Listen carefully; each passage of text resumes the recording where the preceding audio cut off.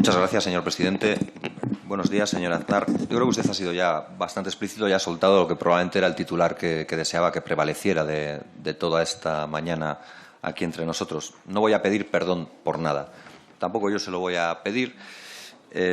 Sí voy a señalar quizás la única coincidencia que vamos a tener por aquello de, no tanto para que me invite a pasear al perro, que no tengo tampoco especial interés, sino, que no lo tengo, no tengo especial interés, pero por señalar alguna coincidencia. Usted se ha mostrado profundamente preocupado por la salud del señor Zaplana. Entiendo que como preso y enfermo grave cree que debería estar en la calle y no en un centro penitenciario, como en la actualidad se encuentra. Yo estoy de acuerdo en que si tiene una enfermedad grave e incurable, como parece el caso, tampoco tendría que estar en la cárcel. Lo que probablemente nos distancia es que usted no estará de acuerdo en que todos los presos vascos que tienen enfermedades graves e incurables también tendrían que estar en la calle y, sin embargo, usted estará muy a gusto cuando piensa que siguen en prisión. Y ha comentado otra cuestión que se la señalo como elemento. Yo tampoco voy a hacer aquí un análisis exhaustivo de su biografía. Ha insistido varias veces, lo ha hecho ahora mismo para finalizar su intervención con el señor Rufián, que lleva 15 años retirado de la política. Tal vez usted lo viva así, pero hay una revista británica bastante prestigiosa, el Foreign Policy, que en el año 2010 le sitúa a usted entre los 6 peores expresidentes del mundo por su continua injerencia en la actividad política de sus sucesores. Digo yo que algo tendría que modificar. Pero por ir a lo concreto, yo le voy a decir algo que suelen decir los diputados del Partido Popular y que no les falta razón. Esto no es un juicio y yo no voy a juzgarle a usted. Yo voy a realizar algunas preguntas y las voy a hacer desde mi propia subjetividad, que le reconozco que la tengo y la tengo para con usted, y no es benévola en mi caso. Yo soy de los que piensan, como los chicos del maíz, que terrorismo es el trío de las Azores, que terrorismo es esa foto de la que usted se siente tan orgulloso. Y seguramente esto motivará alguna respuesta por su parte. Yo, para que podamos hablar de lo importante, le ofrecería 3 comodines, pero emplee solo uno. Utilice, si quiere, el comodín de ETA, utilice el de Venezuela, si le place, o, si quiere, el de Paracuellos, como fórmula de contestarme. Pero yo creo que, una vez lo haga, una vez finalice con eso, podremos ir a lo importante. Y lo importante realmente está en, conocidas sus responsabilidades, tanto como presidente del Partido Popular desde el Congreso de Sevilla, si no me equivoco, 1990 hasta el 2004, es decir, 14 años, como su presidencia del Gobierno de España durante 8 años, desde 1996 hasta 2004, si no me equivoco, y atendiendo a cosas que usted ha dicho, no que las tergiversan los medios de comunicación ni nada por el estilo, cosas como la que usted dijo en la moción de censura para desalojar al señor González. Todo el mundo nos acordamos del váyase, señor González, que usted hizo mítico. Y usted decía, porque usted, le decía al señor González, es el principal y primer responsable de los casos de corrupción y el clima general de corrupción en España. Porque usted es el principal responsable de la degradación de la vida pública española. Porque usted es el principal y primer responsable de un gobierno incapaz. Esto era el colofón o uno de los momentos álgidos de su intervención. Pero usted, en el Congreso de Sevilla, cuando sale elegido presidente del Partido Popular, señala también como titular para los medios de comunicación, y no es una tergiversación de los mismos, que usted y su partido, que abrió una nueva etapa con su presidencia, iba a ser implacable contra la corrupción. Y no hago el chiste fácil del quizás en vez de contra tenía que haber puesto con, sino que decía implacable contra la corrupción. Teniendo en cuenta esas 2 declaraciones de principios y atendiendo a lo que los hechos probados ya en sentencias están poniendo encima de la luz, yo le voy a hacer una pregunta muy sencilla. Si los hechos probados y, por tanto, la sentencia determinan que hubo una financiación irregular, que hubo una caja B en el Partido Popular, ¿usted vio sobres en el Partido Popular, dado que estos eran los mecanismos de empleo para habilitar esa caja B? ¿Usted vio sobres?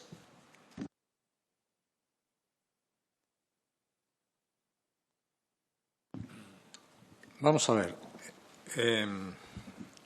Señor diputado, en relación con la primera cuestión que usted ha planteado, y comparar la situación del señor Zaplana con la de los terroristas que cumplen penas por delitos de terrorismo en prisión me parece que muy excesivo e inaceptable, incluso para alguien de su partido. Su partido es Bildu, ¿verdad?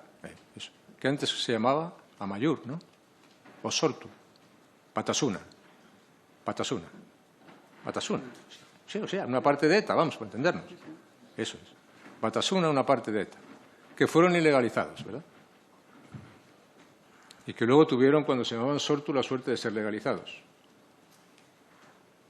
Pero claro, eso fíjese usted, hubo unos años en los que en España se abrió la ley de partidos, se aprobó la ley de partidos, actuó el Tribunal Constitucional, actuó el Tribunal Supremo, y el partido antecesor suyo, el partido su partido, quiero decir, fue declarado fuera de la ley, porque era una parte de una organización terrorista.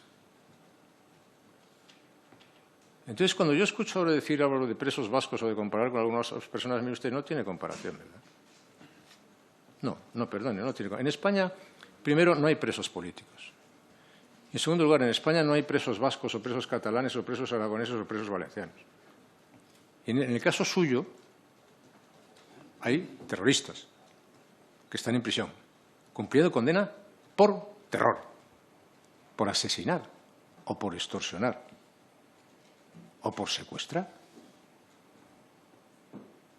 Lo que habría que explicar aquí es los beneficios de esos secuestros, de esas extorsiones, del impuesto revolucionario. ¿A dónde iba? ¿Quién se beneficiaba de eso? ¿Qué estructuras financiaban? Aquellos sitios donde se hacían las apologías del terrorismo, las ricotabernas y toda esa gente que se dedicaba a la Cale Borroca, que fueron considerados terroristas y que se dedicaban a romper todo lo que tenían por medio, pero que también tenían sus negocios en las ricotabernas y todas estas cuestiones, eso era parte de una organización terrorista. ¿Sabe usted? Entonces ya sé que algunos se justifican que la existencia de ETA diciendo, uy, ETA fue la punta de lanza contra el régimen del 78, contra la transición. Espectacular. Comparar eso con cualquier otra situación, señoría, con otro comentario me parece realmente absurdo.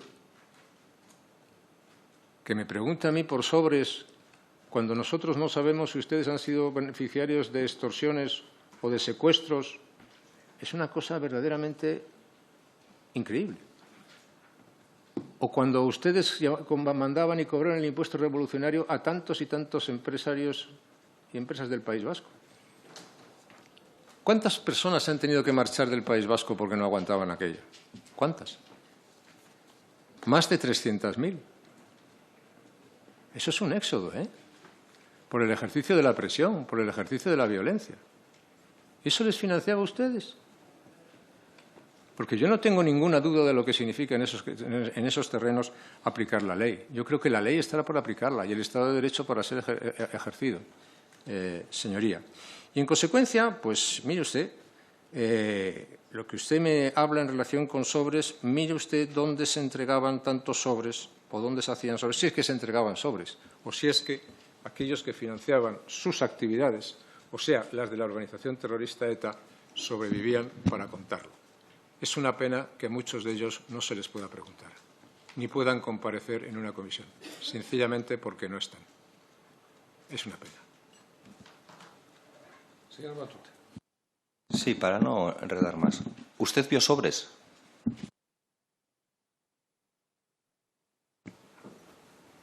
¿En dónde? Hombre, señor Aznar, usted ha sido presidente del Gobierno. Sí. No es tan difícil de comprender lo que le acabo de decir. ¿Usted vio sobres en el Partido Popular? ¿Vio sobresueldos en el Partido Popular? La respuesta es la que he dado antes. En el Partido Popular, en lo que a mí se refiere, había una retribución como diputado y una retribución como presidente del Partido Popular.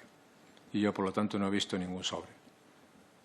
Si tiene usted alguna imputación en concreta que hacer, por favor, hágalo, pero no haga insinuaciones. Si tiene algo, alguna circunstancia que decir, dígala, pero no haga insinuaciones. No, imputaciones ya está haciendo usted. Yo ya haré lo que me parezca oportuno. Desde luego, usted no manda en mí ni lo va a hacer en la mayoría del pueblo vasco en la vida. Pero usted ha dicho que no vio sobres y permítame que dude de su palabra, porque, claro, usted que vio armas de destrucción masiva a 5.500 kilómetros de aquí, que nadie más vio, es capaz de no ver sobres que todo el mundo ve. Yo creo que usted durante mucho tiempo, desde el 2003, creo, febrero en concreto, en una reunión en Rockwell, me parece que era, dio a entender a la sociedad española que estaba haciéndose el tejano por aquello del estamos trabajando en ello, pero en realidad se estaba haciendo el sueco. Y respecto a lo de ETA, ¿qué quiere que le diga? Sabía que era el comodín que iba a utilizar. Era muy previsible. Yo solamente le diré que usted aquí, en esta Cámara, probablemente con algún tipo de aforamiento que yo desconozco, porque seguramente que usted se conoce las leyes españolas mucho mejor que yo, nos ha llamado parte de ETA, nos ha imputado, o me ha imputado a mí directamente la comisión de delitos, que si usted tuviera la mínima prueba, la mínima, de que eso es cierto, yo probablemente no estaría aquí sentado, sino en un presidio y pasando las canutas, que es como a usted le gusta que lo pasen los presos. Pero sabe que no puede probar nada de lo que ha dicho contra mí ni contra mi partido, Euskal Herria Bildu, porque usted debiera saber mejor que nadie que Euskal Herria Bildu pasó el filtro de la ley de partidos que usted, no yo, usted diseñó y pergeñó para hacer imposible la voz de la izquierda independentista vasca. Más allá de eso, no voy a perder mucho tiempo, porque prefiero quedarme con fotos del presente, dado que usted es pasado, señor Aznar. Aunque se empeñe en no serlo, molestando a Rajoy o a quien haga falta durante un tiempo, usted es pasado. Y yo me quiero quedar con el presente, con un presente o un pasado, si acaso, muy reciente. El del acto de Rentería, el otro día, donde una víctima de ETA, olvidada por ustedes, que no pudo ni ha podido reunirse ni con Zoido ni con Casado, tuvo a bien venir a Rentería a un acto que organizaba el ayuntamiento, gobernado por Euskal Herria Bildu, a estar con el alcalde en un acto de homenaje y reconocimiento a la víctima, que era su padre, un policía nacional, creo recordar, asesinado por ETA. Por tanto, ese es el futuro que construimos en nuestro pueblo y, desde luego, no se basa ni en el odio ni en el rencor de las palabras de su pasado. Pero yo voy a ir a las preguntas porque me lo he preparado un poquito y ya que le he dedicado tiempo a esto de los papeles de Bárcenas, de la Gürtel y demás, pues quiero tener la oportunidad de preguntarle sobre cosas. Rajoy, Mariano Rajoy, su sucesor dentro de su partido, digo, en la presidencia del Gobierno de España, en el propio Partido Popular, bueno, su sucesor según la libreta azul también, que ya veo que ya ha salido también una libreta azul, o sea que estamos ante un hito importante, 2 libretas azules, esto ya es más importante que la sucesión. Yo no sé si tuvo buen o mal ojo, pero ¿es cierto que Rato era su preferido para ser presidente del Gobierno y para ser su sucesor, como se ha publicado en algunos medios? Esa es una de las preguntas que me gustaría contestar. Si le parece, le voy a hacer varias preguntas para que pueda contestármelas todas. Será más ágil, yo creo que será más ágil para todos los que estamos aquí, para quien pueda estar viendo esto, que creo que algún interés puede tener. El señor Rajoy decía que en 30 años como dirigente nunca había hablado de dinero. ¿Usted está de acuerdo con eso? Es decir, ¿cree que es normal que un presidente del Partido Popular, como lo fue usted también, no hable nunca de dinero?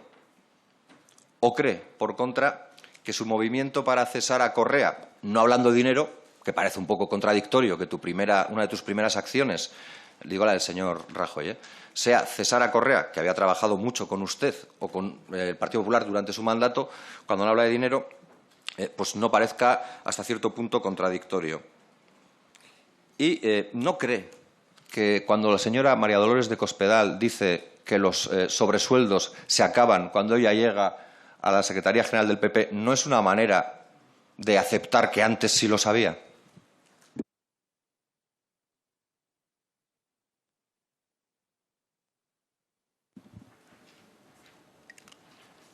Primero, omití en la anterior contestación decirle a usted una cosa y hacerle una precisión, porque usted ha hecho referencia a aquella expresión que yo hice en esta Cámara que causó alguna fortuna de váyase, señor González, ¿no? Pero eso no fue una moción de censura. Ahí véaselo usted mejor. Yo creo que fue un debate de política general, un debate del Estado de la Nación. Y se lo digo porque en España ha habido, desde el establecimiento de la democracia española, que ustedes quieren tanto y respetan tanto, ha habido 2 mociones de censura. Una la que le presentó, mejor dicho 3. Una la que le presentó don Felipe González a Adolfo Suárez, allá por el año 1979, creo recordar, o 1981.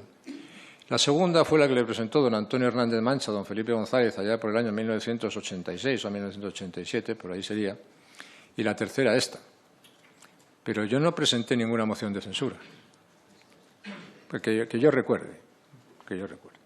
Yo no recuerdo haber presentado ninguna moción de censura. Y para complementarle la frase, porque si la frase no solamente era Claro, sabe usted que lo de los titulares esto es una cosa que se buscan los que los buscan, no porque se simplifican, ¿no? Que se queda el váyase señor González. Pero el váyase señor González era váyase señor González y proponga otra persona de su grupo como presidente del Gobierno. Porque ahí no se estaba diciendo que se quería derribar a un Gobierno. No se estaba presentando una moción de censura con un candidato alternativo. Lo que se estaba diciendo, ha habido unas elecciones, ha habido unos resultados, nosotros aceptamos esos resultados, pero consideramos que usted hoy no está en condiciones de gobernar y, por lo tanto, proponga a alguien de su partido, que es algo diferente de lo que pasa en la moción de censura y que es algo diferente de lo que ha pasado ahora. Me ha hablado su señoría de que yo he utilizado a ETA como comodín. Hombre, como comodín no. He hecho una definición de lo que era ETA, que es una organización terrorista con centenares de víctimas de asesinatos a sus espaldas, de la manera más vil y de la manera más cruel. Y he dicho lo que todo el mundo sabe que es verdad, que Batasuna, o sea, su partido, era una parte de ETA. Y eso está sentenciado por el Tribunal Supremo y sentenciado por el Tribunal Constitucional. Y eso, en la ley de partidos, pues efectivamente, en la ley de partidos, como también se calificó el terrorismo callejero, como se llamaba entonces, o como algunos le llamaban el terrorismo de baja intensidad, como terrorismo. Y, por lo tanto, pues mire usted, cuando se habla de financiación en relación con eso y se tiene un historial de 900 asesinatos, de 900 crímenes, de extorsiones, de secuestros y de todo lo que usted quiera, que afectan a muchas personas de diferentes partidos en distintas épocas, y qué curioso, mucho más, o sea, la inmensa mayoría combatiendo contra el sistema de libertades y contra la democracia en España. Es cuando se producen la inmensa mayoría de los asesinatos y de los crímenes, muchos de ellos contra compañeros míos de partido o de partidos también constitucionalistas, de los que me acuerdo especialmente cuando hablo con alguno de ustedes. Y, por lo tanto, las cuestiones que usted me cuenta ahora, soy perfectamente consciente de que ahora de lo que se trata es de cambiar eso que se llama en la política moderna el relato. Y que ahora lo que ustedes pretenden es decir, bueno, aquí en el fondo no pasó nada. ¿Por qué? Porque mataron unos y mataron otros. Porque todos somos iguales. ¿Y qué le vamos a hacer? Pelillos a la mar. No, son las víctimas y los verdugos es lo mismo. ¿Es lo mismo ser un terrorista que ser un miembro de las fuerzas de seguridad del Estado? ¿O es lo mismo ser un concejal democráticamente elegido que un asesino con pistolas? Es lo mismo. Lo que hace falta es olvidarse de todo eso y que no haya responsabilidades, sino que haya un olvido de carácter general. Y, naturalmente, en ese olvido de carácter general, unos ganan y otros pierden. Los que ganan son los que no responden ante la justicia, ni son capaces de asumir sus hechos, ni son capaces, por supuesto, de mirar de frente a sus víctimas ni a las familias de sus víctimas. Esos no son iguales que los demás.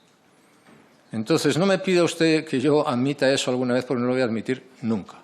Y mire usted, si no está usted de acuerdo conmigo, pues a mí me da igual. ¿Qué quiere usted que le diga? Me da igual. Yo no voy a estar de acuerdo con usted. Pero esto que estoy diciendo no lo voy a dejar de decir. Es decir, dicho de otras maneras, las víctimas del terrorismo en España, las víctimas del terrorismo que tienen mucho que ver con su partido, las víctimas del terrorismo siempre me van a tener a su lado. Y siempre y en todo lo que las pueda ayudar, las voy a ayudar. Y siempre, además, diré que en España no pueden ser tratados las víctimas y los verdugos del terrorismo de la misma manera. Solo faltaba que eso fuera así. Las cuestiones relativas a la gente, a las personas que hayan dicho lo que hayan dicho, don Rodrigo Rato, doña María Dolores Cospedal o don Mariano Rajoy, tiene usted la bondad de preguntárselas a don Rodrigo Rato, a doña María Dolores Cospedal o a don Mariano Rajoy, que le responderán, estoy seguro. Yo no sé si es por su acento o por el mío, pero no terminamos de entendernos. Yo no le he preguntado qué dice Rato, sino que si es cierto que usted pensaba en Rato como sucesor. Por lo tanto, es una reflexión que le correspondía a usted y no a Rato, que podría haberme contestado. Pero me parece poco relevante, sinceramente. Yo con esta intervención voy a terminar con el comodín de ETA porque quiero, como le he dicho, dedicarme al tema de la corrupción, que es el tema de esta comisión, para que no se le olvide a nadie que pueda estar viendo esto, pero sí le quiero decir tres cuestiones muy básicas y con cierta tranquilidad. Batasuna no es mi partido. Si usted no sabe que Euskal Herria Bildu nace con posterioridad y no solo por gente que pueda tener un pasado en Batasuna, sino en otras organizaciones políticas, es su problema y no el mío. Entiendo que como ha estado desconectado de la política, salvo para upar a líderes de otras formaciones cuando el de su propio partido le caía mal, pero para todo lo demás ha estado desconectado, pueda no entenderlo.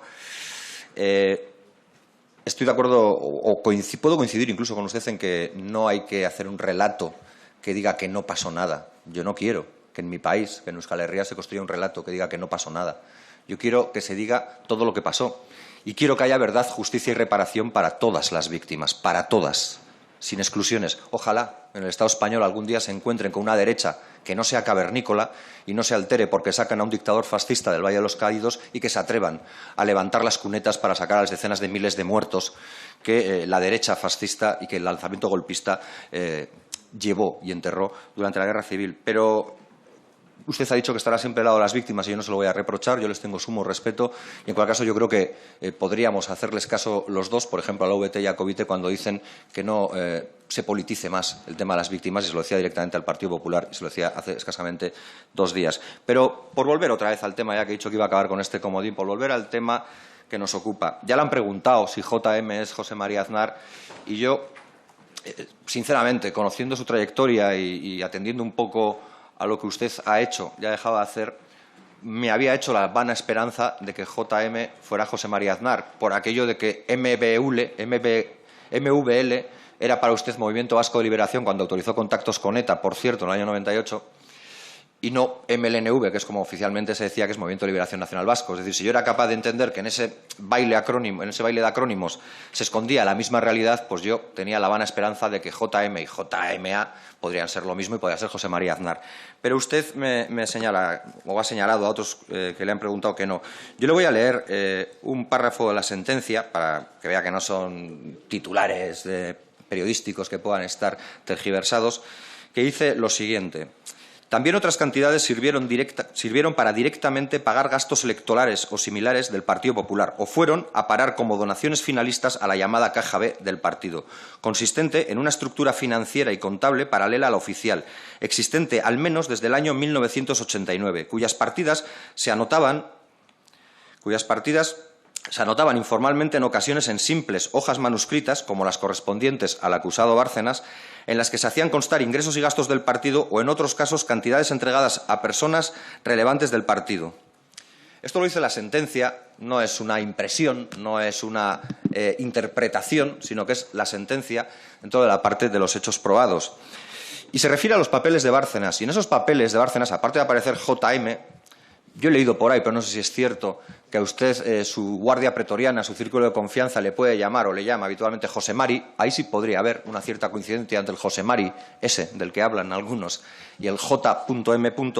que recibió cantidades importantes de dinero, primero en pesetas y luego en euros, por su exitosa conversión y entrada en la moneda única, pero sí aparecen todos los que eran su guardia pretoriana. Y ya le digo, le he hablado de la sentencia da por buenos los papeles de Bárcenas y en esos papeles de Bárcenas aparecen donaciones a M. Rajoy, a Rodrigo Rato, a alguien que podría ser perfectamente el señor Arenas, Javier Arenas, a alguien que podría ser el señor Ángel Acebes, a alguien que podría ser su buen amigo Jaime Mayor Oreja o a alguien que podría ser Francisco Álvarez Casco, es decir, lo que era su guardia pretoriana en el Partido Popular durante los años de su gobierno. Si fuera cierto que la justicia no se ha equivocado, y usted tendrá más fe que yo en la justicia española probablemente, ¿qué cuerpo se le queda cuando ve que cobraban todos menos usted? Trabajaba gratis et amore, o por amor al arte, mientras los demás se lo llevaban crudo.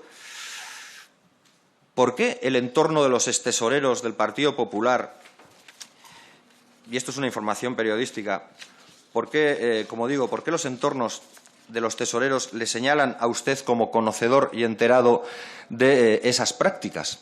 ¿Qué les ha hecho usted a ellos? ¿Por qué le tienen tanto paquete para señalarle a usted si era el único que no cobraba? Porque el JMS no sabemos quién es y parece que todos los demás sí.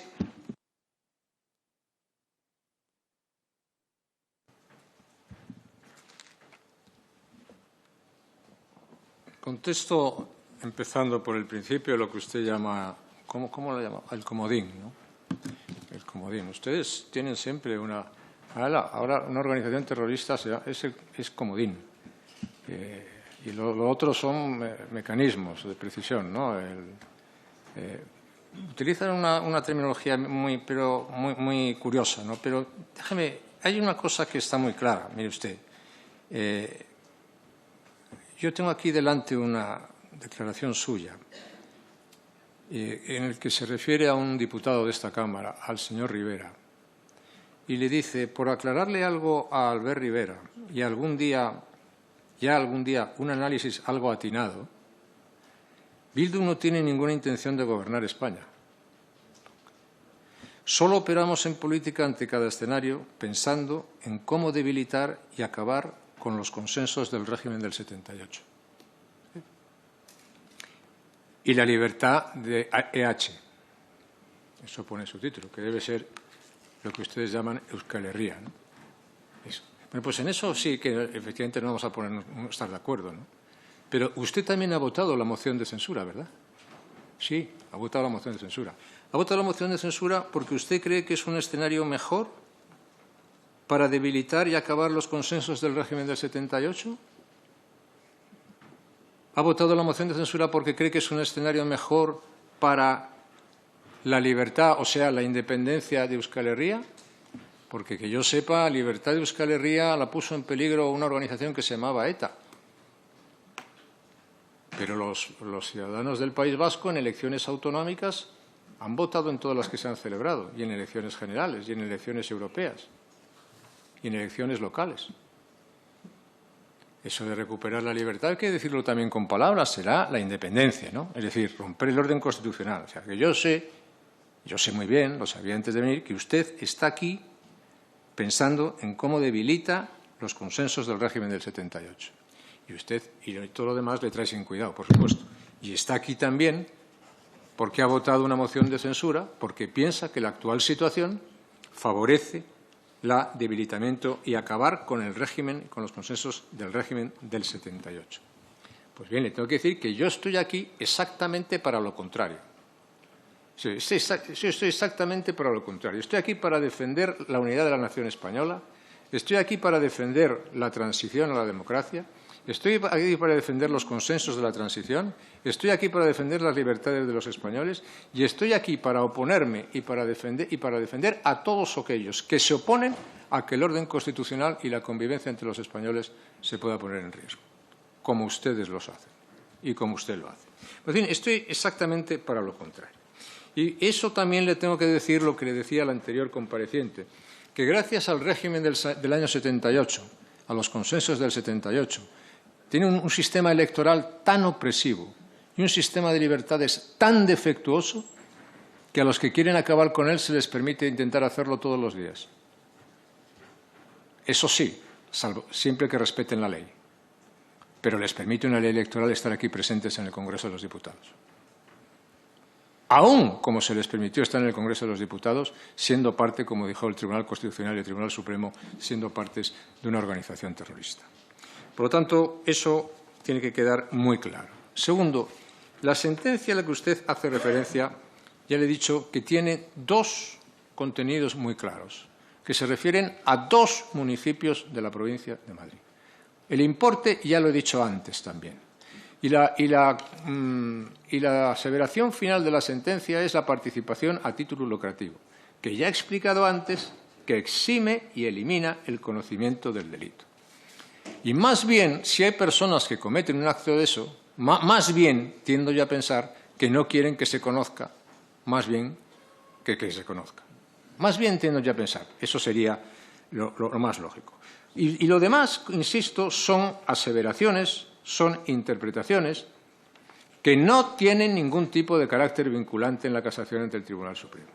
Y además que no forman objeto de esa investigación ni de esa sentencia. Y además, pues mire usted, todas esas circunstancias conviene ser tenidas en cuenta a la hora de realizar las preguntas. Y por cierto, de todas las personas que usted ha citado, le tengo que decir que estoy muy contento del trabajo que desarrollaron en la etapa de gobierno. y de su colaboración política, de todas. Y creo que debo decir que fue, para mí, uno de los mejores equipos políticos que se han formado en España. Formidables políticos. La vida ha llevado a unos por unos caminos u otros caminos. Pero lo que le quiero decir es que desde el punto de vista personal tienen toda mi consideración, todo mi respeto y todo mi respaldo. Sí, que está aquí para otras cosas es evidente y las ha explicitado. Para lo que es el asunto de esta comisión parece que menos. Usted hablaba del orgullo que siente con todo su equipo de gobierno. Hay una foto que es genial, se la han enseñado antes, creo que pertenece a julio del 2002, a su Consejo de Ministros de esa época, en las escalinatas, entiendo que de la Moncloa, en la que 12 de las 14 personas que aparecen en esa foto, digo 12 de las 14 personas, están salpicadas, digámoslo así, porque hay diferentes intensidades y grados por causas que no son lícitas. Usted se siente orgulloso de su equipo político, permítame la broma. Yo creo que más bien era una cuadrilla para Ocean's 12, o sea, una cuadrilla para perpetrar no se sabe qué acto delictivo más que la gestión de un gobierno. Eso sí, estilo torrentiano seguramente. Pero por aterrizar con el cuestionario, usted está juguetón con el tema de los mecanismos de precisión, las armas y las fragatas. Yo no le voy a seguir ahí. Pienso lo mismo que le ha dicho el señor Rufián. Yo no apoyo esas armas que matan, lo haga el Partido Socialista o se le impute al Partido Socialista o a usted cuando lo hizo, y eso sí que es una constatación evidente, además de la que parece que se jacta y no siento orgulloso con su foto del trío de las Azores, que ya le he dicho que a mí me parece terrorismo. Pero habla de los mecanismos de precisión y yo, tanto que habla de estas cosas bélicas, le invitaría a que usted traiga aquí eso que dice que guarda en relación con los atentados del 11M y la autoría real, y con aquello de las armas de destrucción masiva en Irak, que dijo que guarda. No le quiero repetir aquí la rueda de declaraciones que hizo en diferentes medios, Antena 3, Televisión Española y Telecinco, por ejemplo, con entrevistas donde afirmaba taxativamente, no que pensaba, como dijo en el 2007 en Pozuelo, sino que afirmaba taxativamente que existían armas de destrucción masiva para llevar a este país a la catástrofe a que le llevó. Pero, como digo, me gustaría que lo trajera aquí. Yo creo que hubiera sido, siquiera, ya que en el caso de la corrupción parece que poco vamos a sacarle, hubiera sido por lo menos interesante que los ciudadanos y ciudadanas del Estado español conocieran lo que usted conoce a la perfección, que son esos informes. Eso sí, si no le pasa como al mal estudiante y se los ha comido el perro, y entonces no puede traerlos. Pero, como le decía, siguiendo con estas cuestiones que nos traen hoy aquí, le quiero hacer una pregunta muy directa. ¿Usted cobró sobresueldos del Partido Popular siendo presidente de España e incumpliendo la ley de incompatibilidades vigente en aquel año? Porque, claro, que un ciudadano lo incumpla, mal, pero que el presidente del Gobierno lo incumpla es poco ejemplarizante, y a usted parece que eso sí le importa. Le quiero preguntar también sobre Bárcenas, porque él, en su declaración judicial, que ha sido tomada como parte importante para lo que luego ha sido la sentencia, dice una serie de cosas que a usted no le dejan en muy buen lugar. Dice que existía un sistema perfectamente institucionalizado en el que, como en toda pirámide organizativa, las instrucciones emanaban de arriba a abajo. Y claro, si las instrucciones emanan de arriba a abajo y Bárcenas tiene razón y el juez no se ha equivocado a la hora de atender a esto, en la pirámide, en la cúspide, estaba usted. Luego de usted podían partir. Es más, detalla cómo funciona el sistema. Dice que del 82 al 86 era Fraga quien recibía los donativos y que luego es el señor Arturo García Tizón entre el 1987 y 1988 que abre una cuenta en el Banco de Fomento. Pero dice más, dice que durante 1990 las donaciones las recibía el presidente José María Aznar, ese sí que es usted, ese no es el JM este del que hemos hablado, del furtivo, y el secretario general Francisco Álvarez Cascos, que se las entregaban al tesorero Rosendo Naseiro. Y dice, a estos efectos se constituyeron 3 sociedades, Ibérica de Firmes, Videosoluciones y Ediciones Conosur. ¿Conoce estas 3 sociedades? Pero dice más, dice, al irse Naseiro de la tesorería, tras ser imputado por la financiación ilegal del PP en 1990, cuya carta circula por Internet y en la que le agradece a usted, no a mí, a usted, su solidaridad y su apoyo, Aznar, o sea, usted, dio la orden de liquidar las sociedades instrumentales, labor de la que se encargó el despacho de su amigo, otro célebre de los últimos años, Miguel Blesa. ¿Por qué cree que el señor Bárcenas decide meterle a usted y a su honorabilidad en semejante lodazal? ¿Por qué cree que la toma con usted? Y le voy a hacer alguna otra pregunta para que me las pueda contestar todas seguidas. El señor Bárcenas dice que los órganos de dirección y gestión eran plenos conocedores del origen y destino, solo me queda un minuto, del origen y destino de las donaciones y que Manuel Fraga, José María Aznar y Mariano Rajoy recibieron donativos.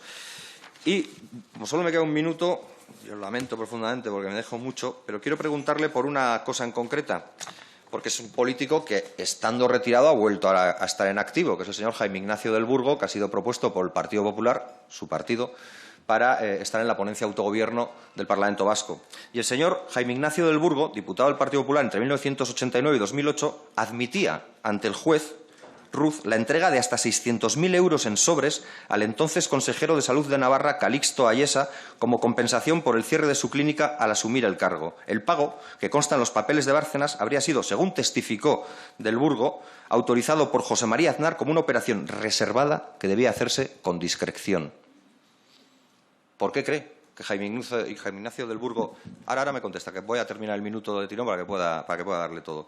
¿Por qué cree que el señor Jaime Ignacio del Burgo le mete a usted en semejante declaración testifical si no tenía nada que ver? ¿Por qué Arturo Moreno habla y le señala a usted también, y fue vicesecretario general del Partido Popular en una época, si no me falla la memoria? ¿Por qué cree que le señala a usted? Y termino con una cuestión. Yo no voy a hacer chanzas sobre la boda, ni sobre el alto nivel de imputados, o bueno, voy a hacer una, pero no va a ser dolorosa, sobre el alto nivel de imputados que van saliendo de esa boda, pero créame que viendo la lista de invitados, aparte de temer, si aún hubiera estado invitado, poder ir a la cárcel en breve, lo que daría es para un monográfico de cuarto milenio, porque no hay fenómeno paranormal más extraño que ríase uno de poltergeist que el de haber acudido a esa boda y acabar directamente imputado por causas de corrupción. Yo finalizo ya mi intervención. Me he dejado muchísimas cosas por este sistema de interacción entre usted y yo que la mesa decidió para determinadas comparecencias, pero simplemente le diré dos cuestiones. Creo que su mandato dijo una cosa e hizo la contraria, se las prometió y se comprometió para acabar con la corrupción como reclamo para echar al Partido Socialista o para desalojarle del Gobierno, es lícito, pero que usted luego hizo lo contrario, como están empezando a demostrar los jueces. No solo en lo que están demostrando los jueces, sino en dos ejemplos más que me gustaría poner para que la gente se haga una fotografía más real. Usted, durante su mandato, decidió que 30 bienes que eran del Tesoro Artístico Nacional pasaron a manos de la Iglesia, entre ellos la Giralda, la Mezquita o algo que me importa bastante más, la Catedral del Buen Pastor de Donostia. Lo hizo usted gracias a su reforma de la ley hipotecaria y a lo que hizo con la Iglesia. Pero hizo más. Usted, desde 1996, usted es el presidente del Gobierno que más indultos por corrupción ha concedido. ¿Cómo podía proclamar que iba a luchar contra la corrupción si fue el que más indultos por corrupción proclamó, 141, si descapitalizó al propio Estado español que usted quería defender, y si durante su mandato y durante su gobierno usted, que se jacta de haber tenido un alto nivel de profesionales, no fue capaz de oler la corrupción ni aunque le pasara a un palmo de sus narices? Muchas gracias, señor Matute. Tiene la palabra el señor compareciente. Señoría, para insistir más que otra cosa, señoría, ¿no? En relación con los ministros del Gobierno, le vuelvo a repetir, para si no ha quedado claro, se lo vuelvo a repetir otra vez más. Solamente de los ministros que yo tuve después de 71 nombramientos, no 71 ministros, solo uno está condenado por sentencia firme y en ningún caso por hechos relacionados con su acción de gobierno. Hay personas que han sido ministros que han sido citados como testigos o que están siendo investigados. Que yo sepa, salvo que usted se empeñe de lo contrario, todos ellos están amparados por una cosa que se llama la presunción de inocencia, no una presunción de culpabilidad. Pues bien, ninguno de ellos ha sido citado por ningún acto o por alguna acción referente a su etapa de gobierno. Ninguna. Creo que ha sido suficientemente claro y expreso. Segundo, en relación con lo que dice usted del señor del Burgo, he dicho antes que a las personas especialmente que han sufrido amenazas, que han sido víctimas del terrorismo o que estaban en especiales dificultades, no me arrepentiré nunca de haberlas ayudado. De ahí a que nadie diga que yo he autorizado un pago irregular, eso lo diga quien lo diga. Y si lo dice usted, pues también le digo que usted está mucho más allá de la realidad en todo caso. Y si tiene alguna duda, pues la pregunta a quien corresponde. Me pregunta usted sobre el tema, que yo ya sé que no le importa absolutamente nada, pero me pregunta usted sobre el tema de las retribuciones. Lo vuelvo a repetir otra vez y le tengo que decir que casi le doy las gracias porque me da tiempo y me da oportunidad para aclararlo una vez más. He percibido una retribución como diputado, y otra como presidente del Partido Popular. Y ambas retribuciones están totalmente declaradas en mi base imponible del impuesto sobre la renta y sujetas a las declaraciones del impuesto sobre la renta con las correspondientes retenciones, etcétera, etcétera. Siempre bajo lo determinante de la ley. Siendo presidente del Gobierno, solamente he recibido la retribución de presidente del Gobierno y he percibido una liquidación que correspondía a mi anterior trabajo como presidente del Partido Popular. Y, en tercer lugar, siendo presidente del Gobierno, pedí que se estimase, se calculase cómo se podría hacer el cálculo de una retribución en especie que yo me autoatribuí, retribución en especie, para ser declarada en mi impuesto sobre la renta, como hice todos los años. No sé lo que han hecho otros presidentes del Gobierno, sí sé lo que hice yo también en ese caso. Y esas son mis retribuciones. En relación a las cuestiones que se refieren con cuadernos o con cajas, yo no tengo ninguna relación con esas cuestiones. Y en relación con las afirmaciones que puede hacer los determinados señores, como en el caso que usted ha citado, el señor Bárcenas, pues naturalmente pregunta usted a quien haga las observaciones. Por último, ya no le voy a recordar lo que usted ha representado, no hace ninguna falta. Ya lo sabe todo el mundo, ya sabe dónde viene. Pero sí le quiero decir una cosa que antes he omitido. Entre los datos curiosos,